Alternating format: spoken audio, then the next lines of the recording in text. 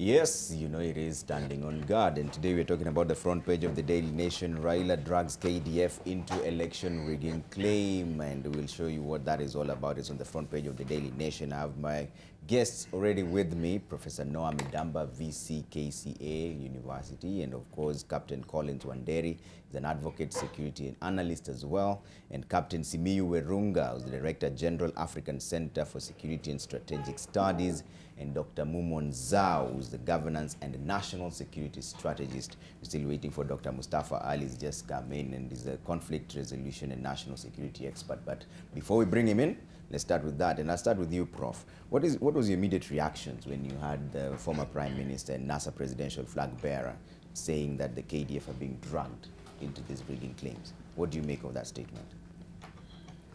Well, Trevor, I don't have all the facts to be able to make a rational opinion about it. What I can add here is that all the presidential candidates and everybody from MCAs need to be very careful about the statements they're making. We have a future of our country in our hand, and every single candidate must be responsible. We must speak to the issue. There's a lot of issues that we need to be concerned about. We have a high population growth rate and employment. We have security and morality issue in this country. We have weakening national resilience. We have high debt rate. We have ethnic rivalry. We have water and poor land use. These are just the few that these folks need to focus on. Kenyans are intelligent enough to make rational decisions about the future, and therefore we need to be factual in information that we are using toward the election time. All right. Dr. Mumo, what do you make of that? Let me say this, Trevor. The security and survival of this country is supreme. It supersedes President Uhuru Kenyatta as a politician. It supersedes Raila Odinga and all other presidential candidates. And like Professor Midamba said, from MCA, MP, governor, senator, or any of those people. And let it be said clearly right here that the security and survival of this state is over and above the kind of things and gerrymandering and grandstanding that politicians come around when these things, when this time comes. And this is unfortunate. It is nothing but a low threshold of trust. And it is derailing our constitutionally anchored institutions that should run its, elections. And therefore, we will talk a little bit more about it, but that is my stand, and therefore, the role of the state agencies that outlive governments, because governments come and go, is to ensure that the security and survival of the nation is kept. And there is nobody in this country, starting from the head of state to everyone else, that anyone should die for in this country. It will not happen. And nobody is going to use violence to retain power or get it. That is not going to happen around here. Okay. And therefore, let that be said clearly. And we are not casting aspersions. We want them to have a fair game. But we will follow it up with more discussions. I know my colleagues will add into this. Okay. Captain Wanderi, what do you make of those sentiments? And the timing more so, because we're heading towards an election and then these allegations come up. Yeah, the allegations are not only unfortunate, they are very shocking. Particularly for anybody who understands and knows how the Kenya Defense Forces are organized and formed. In the first place, officers, men and women of the Defense Forces of the Republic of Kenya are properly trained and they know their role under the Constitution. They are required to have political neutrality at all times. They are not concerned about the political legitimacy of a government. They are only concerned about the competency of that civil institution. It is therefore very unfortunate to cast aspersions on the defense forces, and especially when you do not have information on the basis under which they are engaged in the kind of discussion they are currently engaged at Embakasi as a multi-agency team. It would be spurious for anybody to imagine that the defense forces or anybody who is trained in national defense would want to engage other security organs to discuss politics. That is far-fetched. Because in the first place, we know that currently, even looking at the way they are organized, we know that currently the defense forces are assisting the civilian authorities at the coast in Operation Leader Boni. And it is not the armed forces or the defense forces that are leading that operation. That operation is led by a civilian administrator, that is James Oleserian. Even the deputy director is not a member of the defense forces. And basically, when I looked at the composition of the discussion at Embakasi, I can see mainly the people involved are the people who are mainly concerned with the Operation Leader Boni at the coast. Therefore, that means perhaps they are taking stock of the successes they have had, and they would want to use the kind of success they have had in Operation Leader Boni, then to tackle issues, emerging issues in areas like Laikipia, the Rift Valley, that's the North Rift, the Marakwet, the West Pokot, and Baringo. And that is the way I would take it. So it's unfortunate that a statement of that nature can be made. And then when you say that you have officers of the Kenya Defense Forces in Kakamega, it is also very unfortunate. That means you literally endangering anybody who is wearing uniform of the Kenya Defense Forces, because you then subject them to hate crime or attacks by civilians, yet they are not involved in the political discussion. It is not in their training. The Constitution forbids them.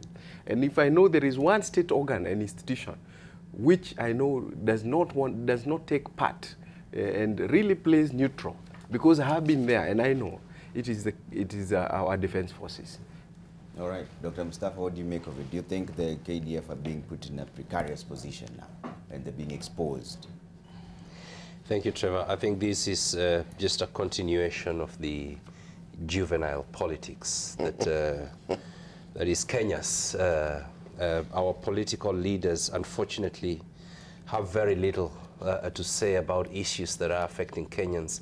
And this is why we're having this kind of discussion. I'm not surprised. I think we will hear much, much more about this kind of allegations. And what we just need to see here, there's a clear trend from certain politicians to drag in institutions and organizations that cannot defend themselves. I think the same politicians have tried to drag in and accuse the police, the National Police Service. They've tried to drag in, accuse the National Intelligence Service. Now it is the Kenya Defense Forces. Maybe tomorrow it will be the, I don't know which group will remain to be dragged into politics. I think certain, if political leaders have credible information about the involvement of certain agencies or groups that are not supposed to be involved in elections or that are going to undermine elections, they shouldn't be saying this in public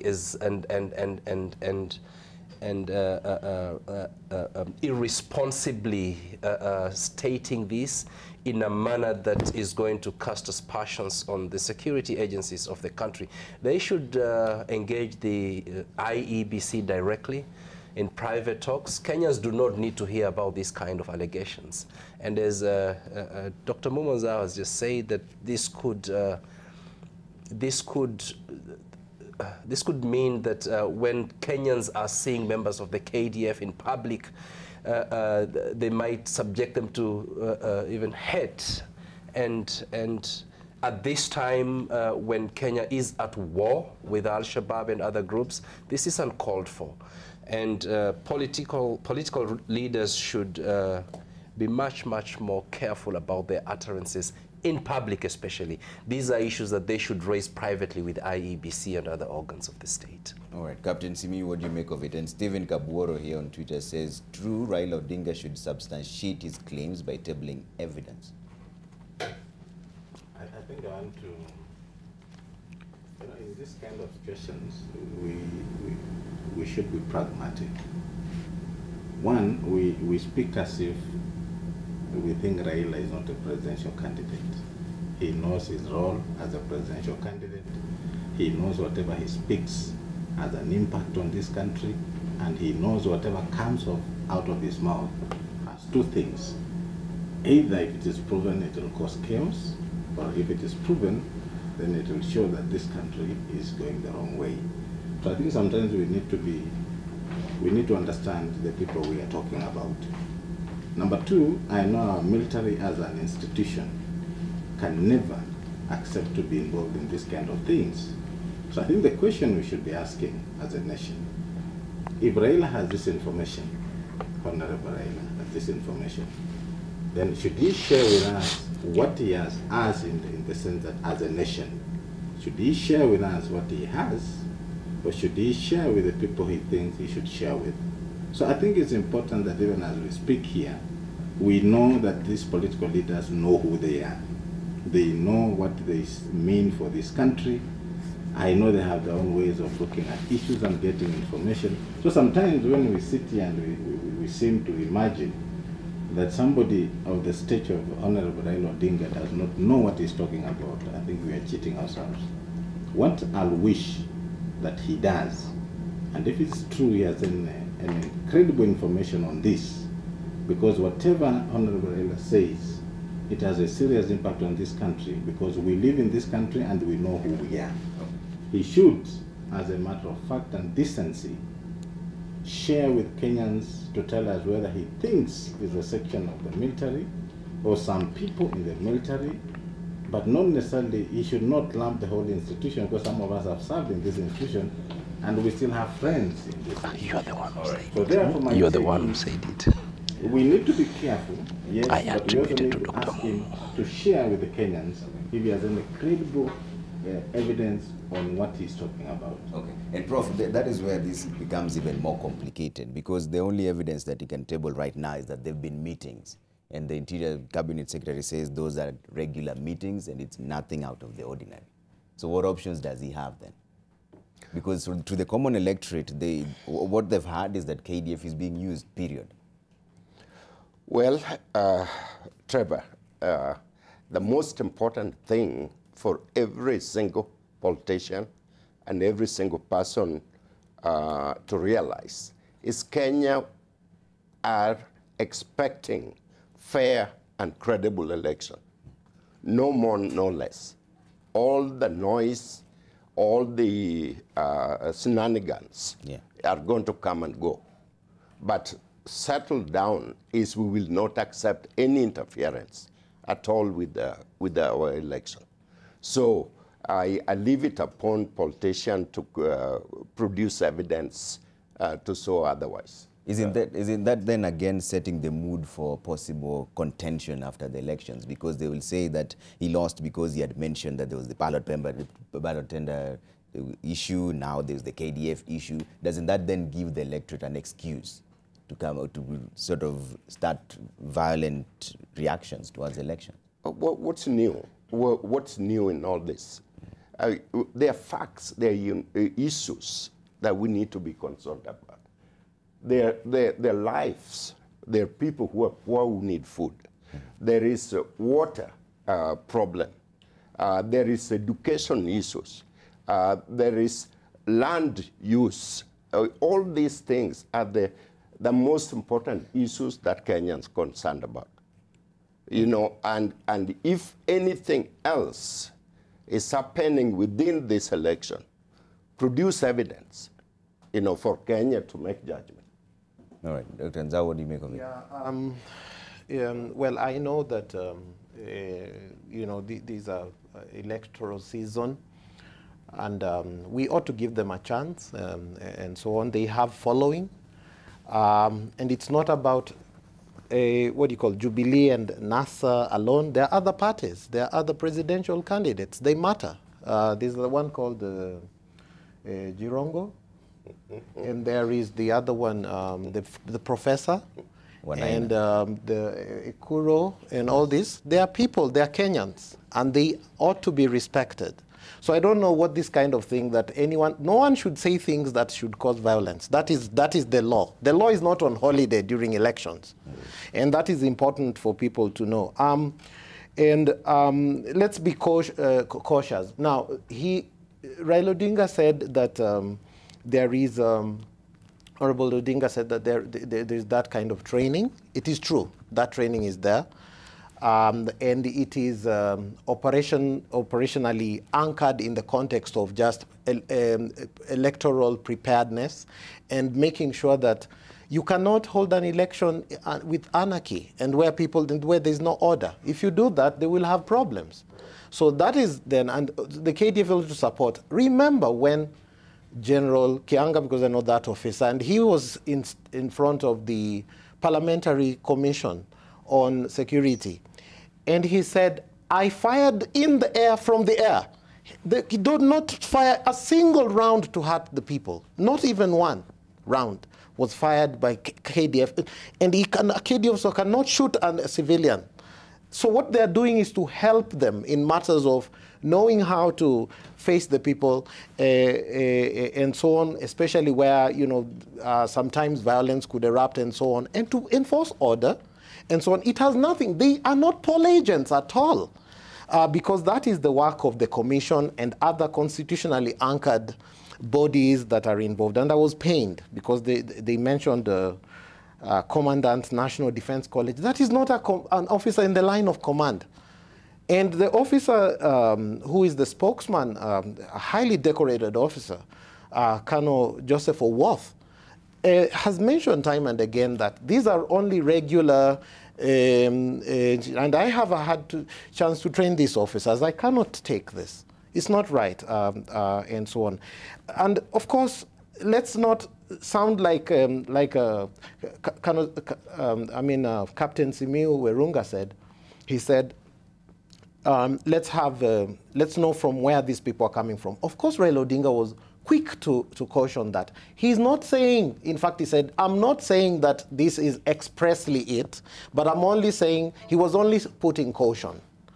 And it's good like when our politicians also say something, the media, I want to repeat, the media also reports things right.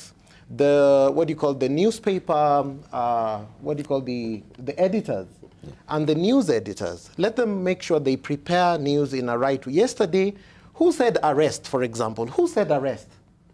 Who made an arrest warrant? Who said that? So, it's sensational. And in fact, yesterday when I went to buy the newspaper down there, the vendor was telling people, you're milling around me, you're not buying the newspaper.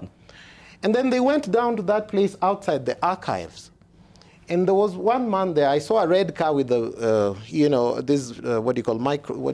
speaker on top of it.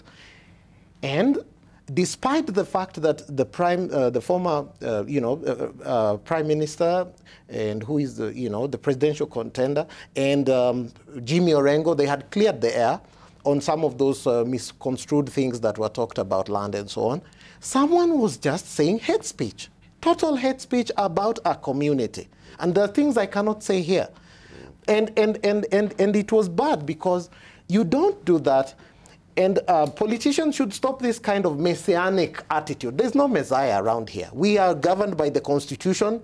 And some of us, you don't tell me what promised land. I don't know what that means. But before we get all political so let's be kind to our people. Yeah.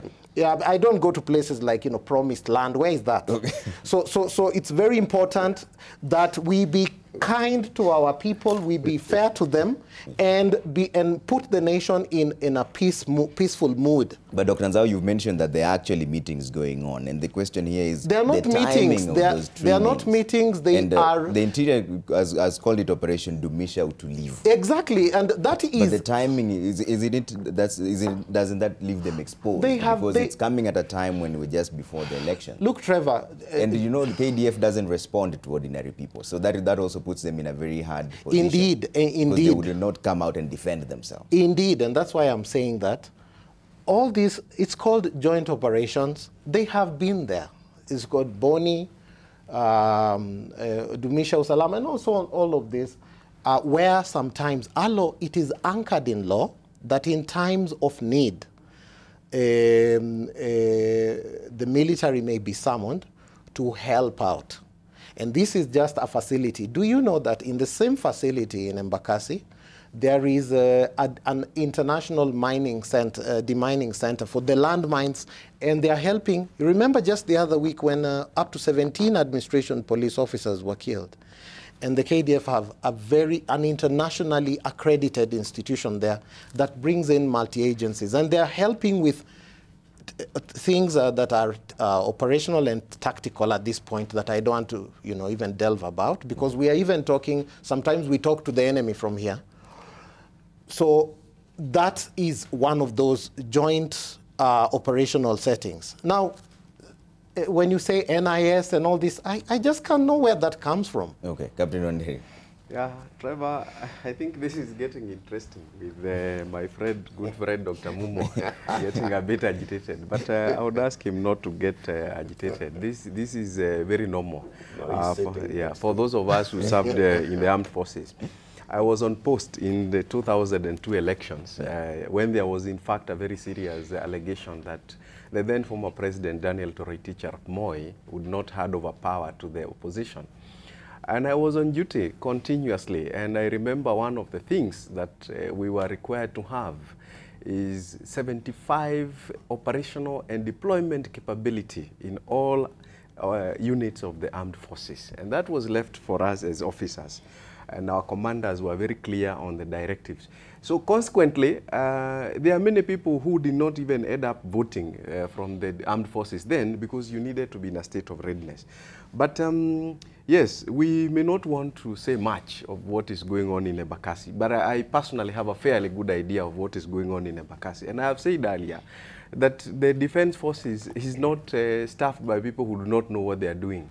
They know their mandate, they understand their constitutional mandate and their limits within the law.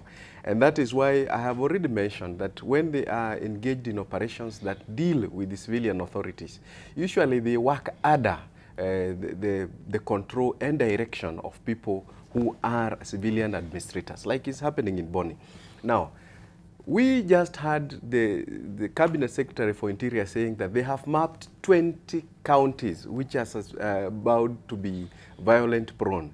Now, let me put it for the record. Before the revision, in fact, there were about 23, 24 counties which were thought to be hotspots. But I think they have been scaled down after some things have happened after nominations and people have stepped down.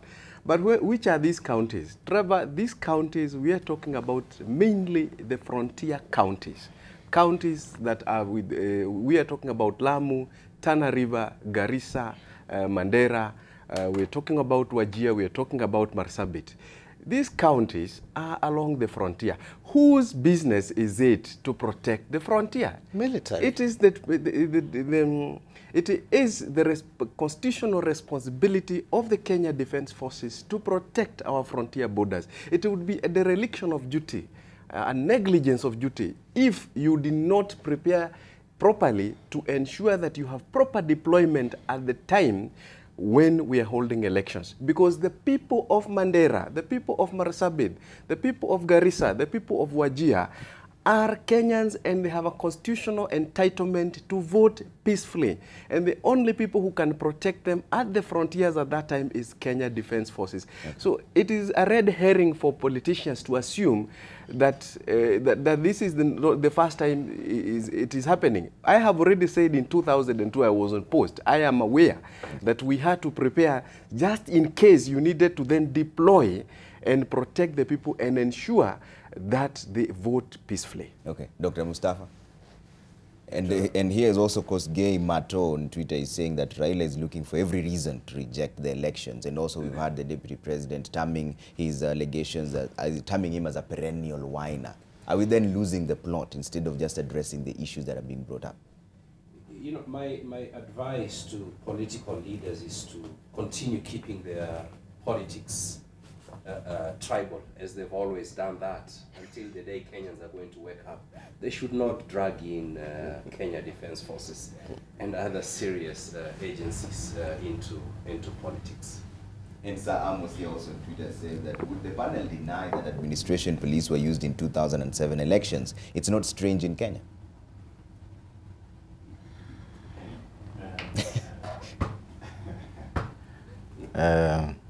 You know, some of us are speaking as if we don't live in this country. Mm-hmm. And it's good when we are honest. It's good when we speak what happens in this country. We understand the context in which we live in this country. One of the worst things you can do is to deny information. When I was a pilot, we used to be told, when you're flying and you get lost, because I was a helicopter pilot, because you do it visual, you advise that when you get lost in the air, the first thing you need to do is to accept that you are lost. Then you go back to the last known point. Then you take your bearings again to go where you are going. Now, in this country, we must accept the context in which we live in. That is one thing as Kenyans we must accept. That things have been done in this country that we know have taken place. Are they normal? Most of them are not normal. During elections, 1992, people were chased in Kuresoi, people were chased in Molo. 1997, the same things happened because of elections. 2007, people died, people were killed because of tribal, these discussions. Many things came out of the report of the post-election violence. We were told how the police were used. We were told how people incited Kenyans. We were told what happened, and we live in this country. So for us to sit here and pretend that people continue saying things that are not truthful, I think is wrong. What do we need to ask? Whatever you tell us, can you give us evidence? So let's not pretend as if we live in utopia. We've seen it, we've read the reports, and the essence of 2007 post-election violence report was to inform Kenyans so that that report informs us on how we need to undertake our elections and live as a nation. Number two, I want to, Dr. Nzau speaks seriously about the military. We served there many years, and I think we understand the internal mechanisms of the military. He's a teacher, he teaches sometimes at National Defense College, but I think we understand the mechanisms of how the military operates. Yes, we know they are supposed to assist the civil police in doing what they need to do. Number two, we also know that our military is so professional that they will not do what Mr. Honorable Raila Odinga is saying. But because he has come out, he's a presidential candidate, he needs to tell Kenyans what evidence he has. But from an institutional perspective, I can tell you without any doubts, and Wanderi can back me up, one of the only institutions in this country that has remained professional is the military. But we need to ask, why didn't he mention General Mwadede? General Mwadede is the current CDF, Chief of Defense Staff, whatever you call him. Why didn't he mention Mwadede? He has mentioned General Karangi. So we must also ask questions why he never picked on the current head of the military and he picks on a former. So these are the questions we need to be asking ourselves. I don't want to get into the politics of a wine or whatever. Those are for people to write on the whatever. But I think, Trevor, we need to be very pragmatic. We need to be very honest with ourselves that this is a country we must survive in. This is a country that we must have peaceful elections. But peaceful elections, like Professor said, must be honest, must be credible, must be without any doubts, like Caesar's wife, that these are elections that everybody believes. We say it can't be 100%, but if you score 80 and 85%, then Kenyans will do. So we must also ask ourselves, even as we speak about peace, what are the things we are putting in place to ensure that this country has fair, free, and credible elections so that we are not part of this problem. All right. Then fourth, I think my colleague Wanderi said that the military serves sometimes under the police. The Kenya Defense Act has two provisions. One provision is when they serve under the Inspector General during civil support operations, and the second section says they can be in charge of civil operations. Now, who makes that decision is the Commander-in-Chief. So if the President stood today and said, what we are doing in Boni will be under the head of Kenya Defense Forces, then the police will serve under him.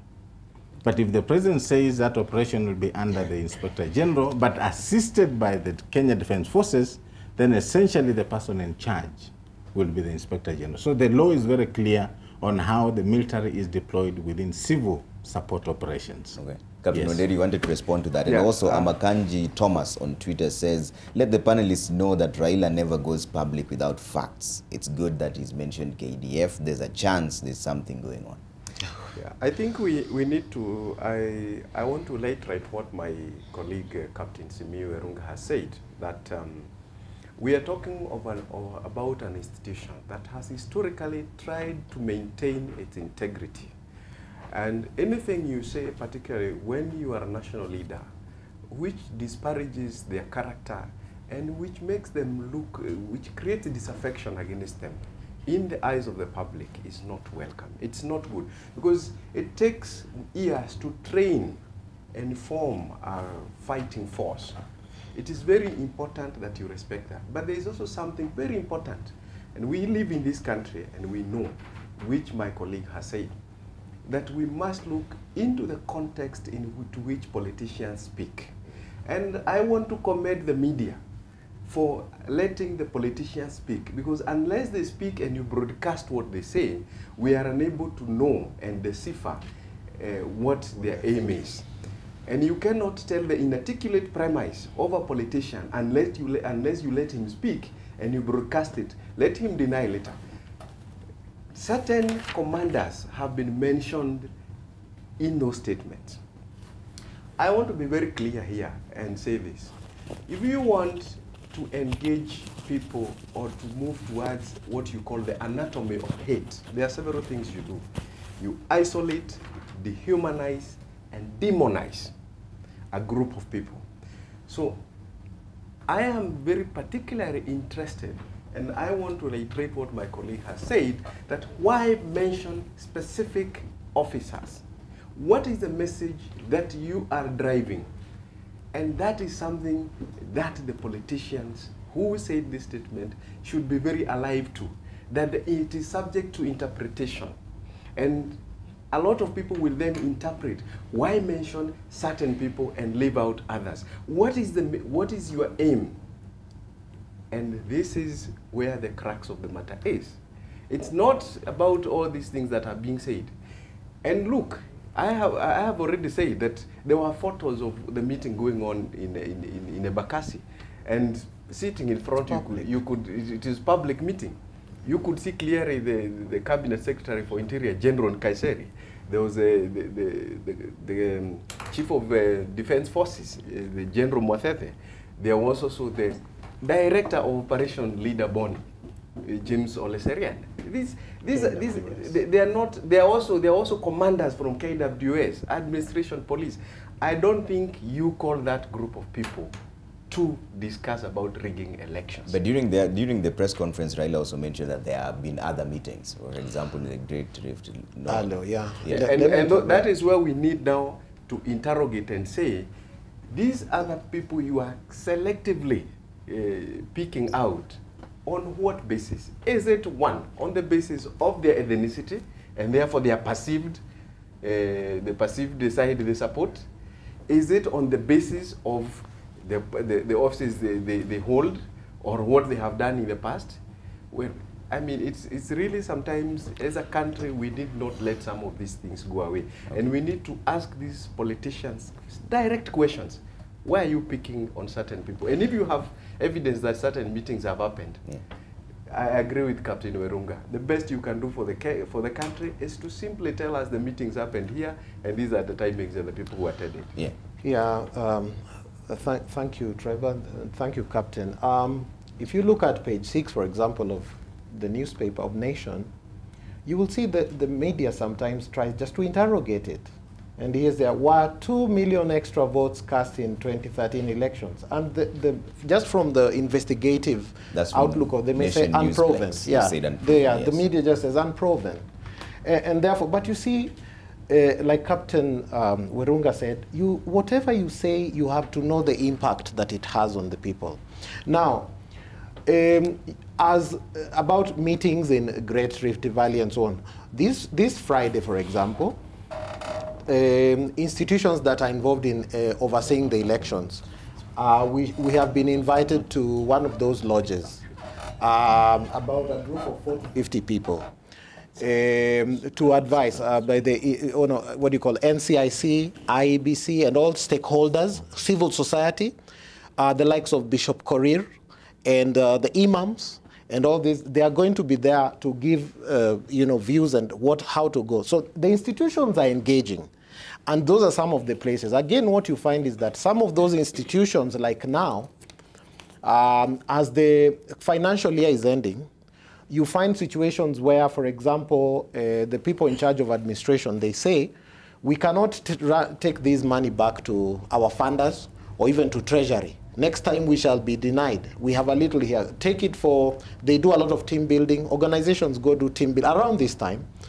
And so on and so forth. And there is a group of officers from various security-related settings that always do training, and they call us in. Yeah. And I remember just the other week they said, we are now going to the, what do you call the Great Rift Valley for team building. Yeah. And then they came back, and I didn't, and I could see that there is nothing read from KRA, from all this, what do you call the Kenya ports and all this.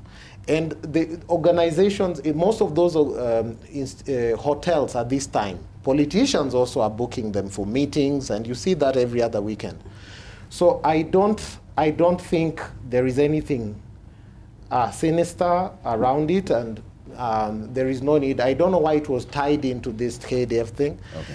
And I think that is really uncalled for. But all the same, everybody is entitled to their opinion. And it is, we are a consolidating democracy. And therefore, you cannot gag people, and we are not saying that our politicians should not say something, or and so on. But it's about, it's not about really a fundamental issue. It's procedural and circumstantial. The institutions, for example, IEBC, should have, like what you call, like a call center or a place where they call all these presidential candidates and representatives of their parties and give them weekly briefs. They can even get, they even get intelligence briefs. They are told, we have information, because the police will be doing their work and other agencies. And where they hear people talking about hate speech, they'll have to tell these commissions, these institutions, and they brief them. And there's nothing, I don't want to believe that the presidential candidates cannot all sit together and discuss these things. Okay. So we need that to be well ironed out. Prof, from an international perspective, and there's a lot of varied reaction on Twitter here already, causing a bit of emotion. Samuel Oruta says, why involve KDF in this election now, when in the last elections there was no violence? Is this common practice from an international perspective? Because I know you've been away for several decades. Well, yeah, before I make a comment on what you just said, Trevor, my friend Mumo here just said a most important word. I've been calling for some time now for the IEBC to have a weekly review. Update Kenya, what has been accomplished, and what else that need to be done. Speak consistently and clearly, and demonstrate statistically what has been accomplished, what need to be done. There is nothing wrong with having a weekly conference right now. Kenya need it, people need to hear it. Okay. Now, I think our colleagues here have clearly, particular Captain Werunga, said there is a role for KDF to play at this time of the election. we need to guard our borders. We need to make sure that people are not infiltrating from the other side to come in here and vote or cause chaos. Yeah. KDF can be called upon to reinforce the policing and keep peace. This is absolutely internationally acceptable role that KDF need to play. Okay. But we're going back to the base of our democracy. Sir Winston Churchill described democracy as the worst form of government, except others that have been tried. There is no such thing like a perfect democracy. We're moving toward that union. It takes tolls, it takes commitment, it takes resilience. Now, the point is, all our institutions need to be alert and prepared at this point. There is a lot of people involved with peace projects right now. I've been involved with the National Chamber of Commerce, the police department, the interreligious community. My students are going inside, KCA students, are going inside the ghetto and engaging people on peace diplomacy. And we as universities are moving much more closer in engaging in doing this kind of thing. So every single citizen need to be engaging each other in peace, because the opposite of that is we know what happened in 1991 and 2007. Okay. We cannot repeat that anymore. All right, my guests are still with me, Professor Noah Midamba, VC, KCA University, Captain Collins Wanderi, advocate, security analyst as well, Captain Simiyu Werunga, Director General, African Center for Security and Strategic Studies, Dr. Mumo Nzau, Governance and National Security Strategist, and Dr. Mustafa Ali, Conflict Resolution and National Security Expert. And I think Ike Kenneth on Twitter here, and this I think is directed to you, Captain Simiyu. Yes, KDF is a disciplined force, but we also know that nepotism and ethnicity overrides logic in situations such as elections. That's why I say, you know, we live in this country, and sometimes we need to live in this country. That's my answer.